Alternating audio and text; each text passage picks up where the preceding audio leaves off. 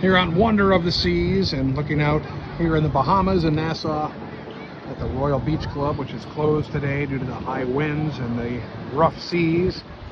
But right in front of us, Vision of the Seas. It looks like we have a medical emergency happening there on Vision of the Seas. Docked right next to Carnival Glory today and the old Disney Fantasy. MSC's hanging out in the distance there. You can barely make them off, but 1, 2, 3, 4, 5 ships here in port today in a very windy and a little bit chilly Nassau, Bahamas. Reporting from the Wonder of the Seas, this is Andy.